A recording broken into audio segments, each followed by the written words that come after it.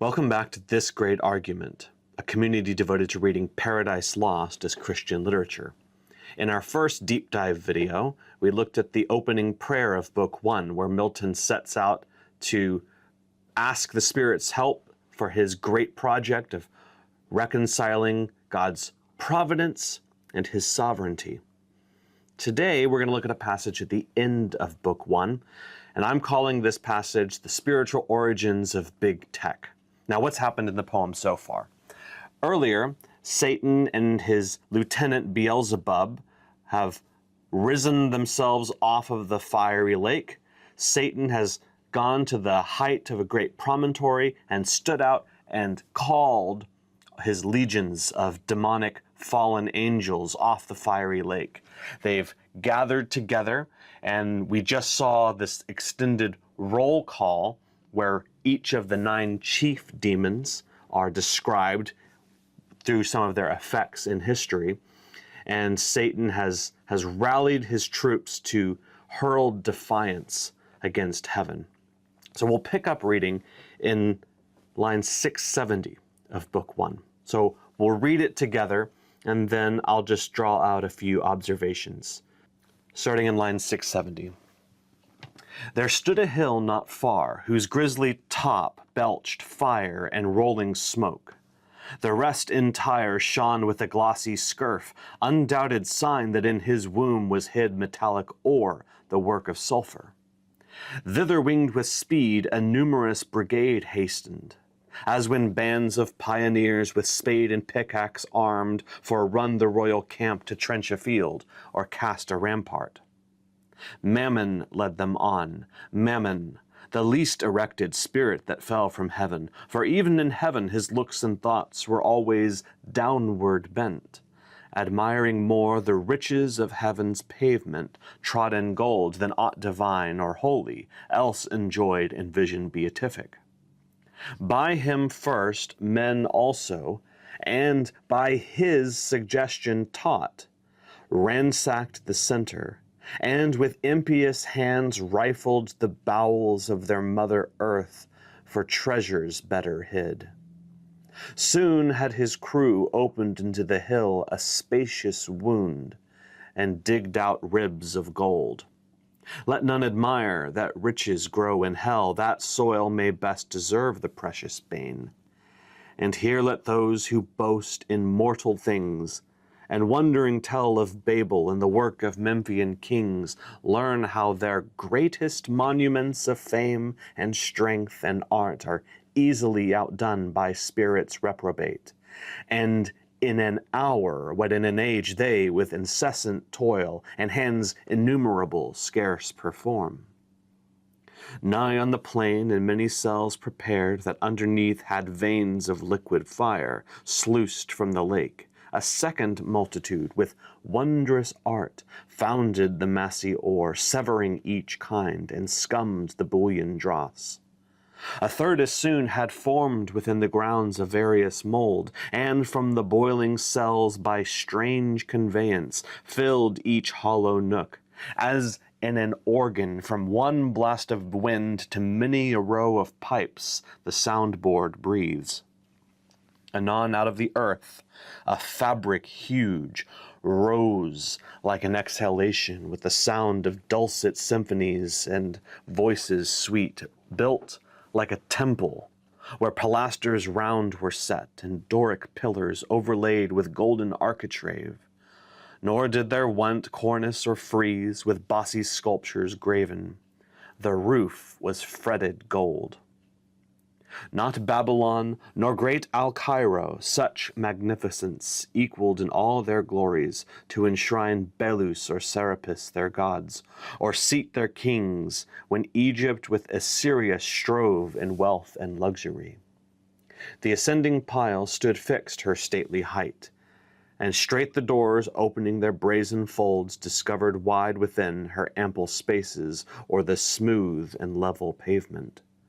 From the arched roof, pendant by subtle magic, many a row of starry lamps and blazing cressets, fed with naphtha and asphaltus, yielded light as from a sky. The hasty multitude admiring entered, and the work some praise, and some the architect. His hand was known in heaven by many a towered structure high, where sceptered angels held their residence. We'll stop here for now. The first thing I want to look at is this character Mammon. There's this fascinating passage here in line 678. Mammon led them on, Mammon, the least erected spirit that fell from heaven, for even in heaven his looks and thoughts were always downward bent. This is a fascinating thing that Milton has done here. He's created a kind of prelapsarian disposition towards sin in one of these characters, one of these former angels of heaven. This is before the fall. This is before not just the fall of humanity, but this presumably is even before the great fall of Satan, when standing in the celestial assembly, we'll see this in later books of the poem, Satan, when presented with the glory of the Son of God, is envious and hatches sin out of his head like a spirit. And Mammon here will be one of the angels who will follow Satan in this great rebellion. But here we see that even before Mammon has joined sin and Satan's rebellion against the king, he's already bent towards a certain kind of sinful obsession with gold and with wealth. You see, he was always downward bent, admiring more the riches of heaven's pavement trod in gold than, the then here is a than. In your more modern editions, it'll probably be spelled that way. This is an original spelling, and remember, in Milton's day, spellings weren't standardized. So, admiring more the riches of heaven's pavement trod in gold than aught divine or holy, else enjoyed in vision beatific. Meaning, already before the rebellion against the Son of God, Mammon is bored with the sight of the Son of God. He is not interested in the beatific vision. This is the happy making sight. The beatific vision is a term that of what Christians and the faithful have to look forward to one day. As John says in his first epistle, beloved, we are God's children now, and what we will be has not yet appeared, but we know that when he, that's Jesus, appears, we shall be like him because we shall see him as he is. And so the beatific vision is the hope of Christians across the ages, that one day they will see God in the face of Jesus Christ.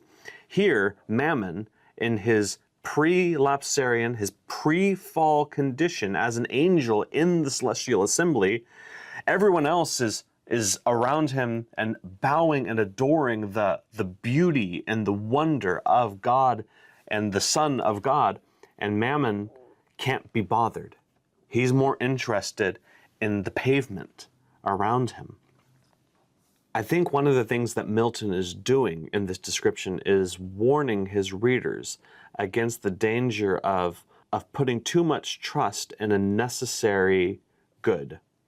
There's nothing wrong in and of itself with gold or with money. In fact, we need money and wealth to live.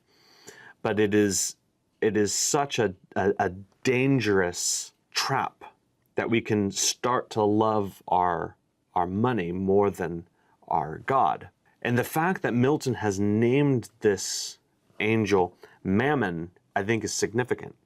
Mammon is the only demon that Jesus names other than Satan himself when he says, you cannot serve both God and Mammon. It's been debated whether when Jesus says you can't serve God and Mammon, he's referring to another God, another entity, a person, or whether he's just using Mammon in a generic sense, like, you just can't serve God and wealth. Ultimately, it doesn't really matter whether Jesus is referring to an actual spiritual person or the reality. The warning is the same. And of course, in Milton's telling of this myth, he's going to take creative license where he wants to. Nevertheless, in Milton's mythology that he's developing in Paradise Lost, Mammon is going to be a very active force in history, as we will see.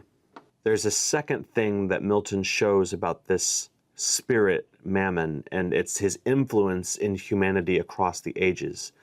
We continue, by him first men also, and by his suggestion taught, that's by Mammon's suggestion, men ransacked the center, and with impious hands rifled the bowels of their mother earth for treasures better hid.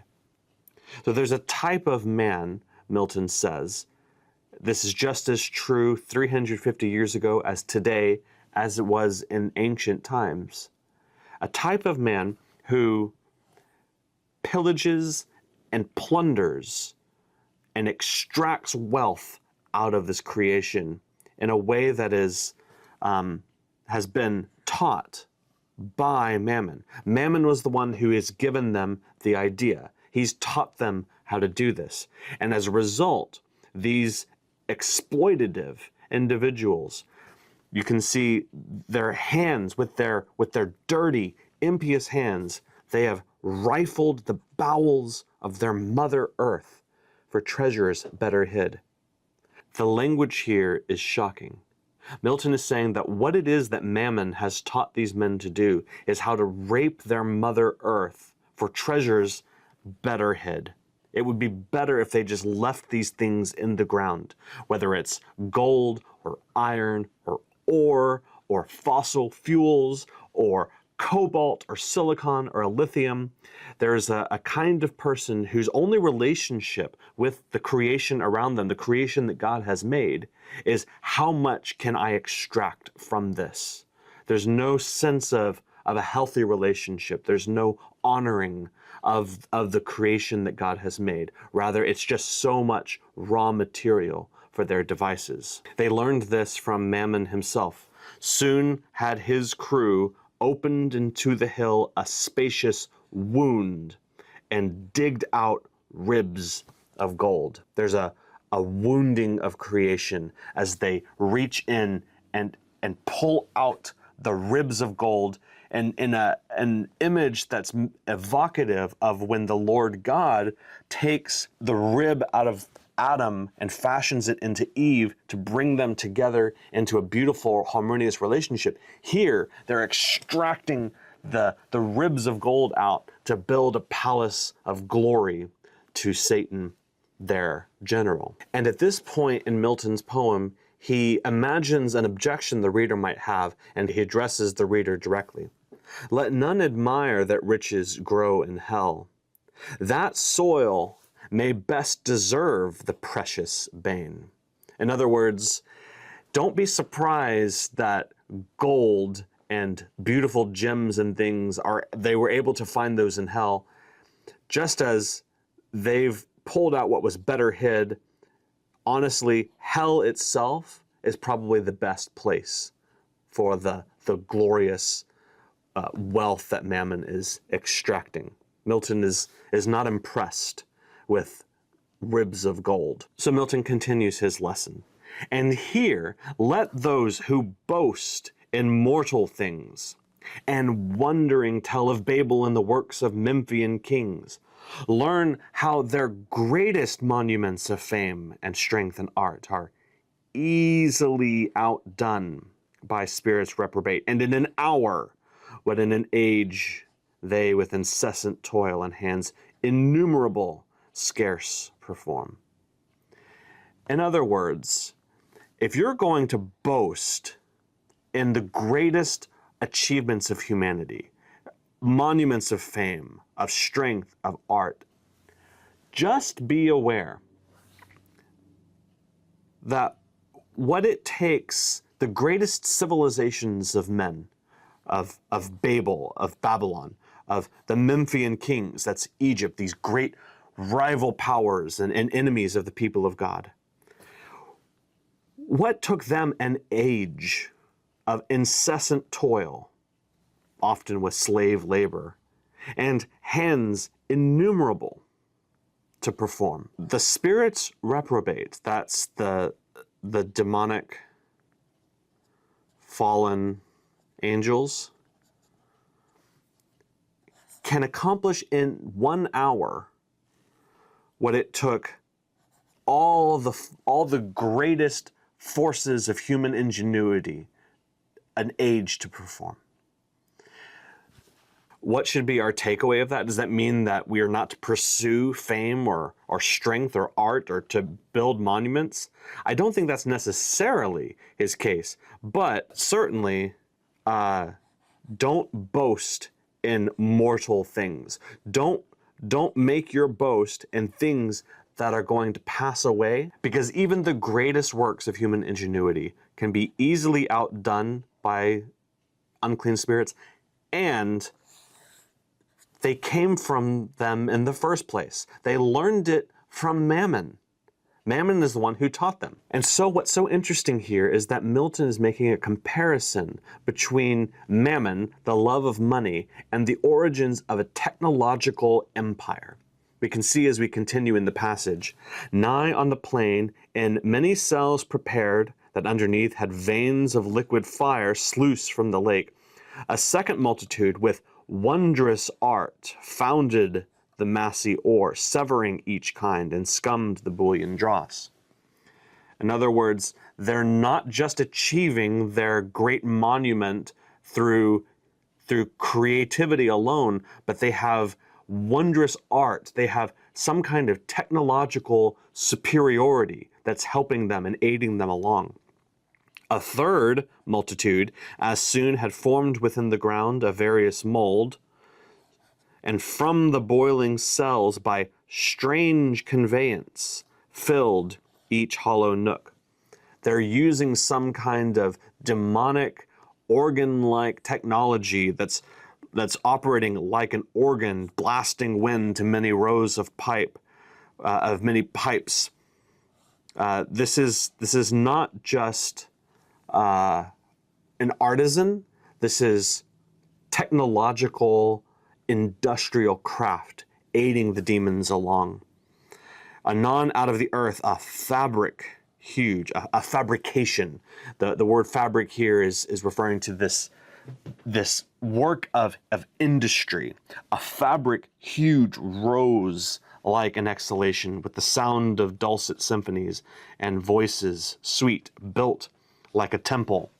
This beautiful palace that rises out of hell, looking eerily like St. Peter's Basilica in Rome, is not just full of artistry and beauty, but it has been aided along by this technological superiority of the demons.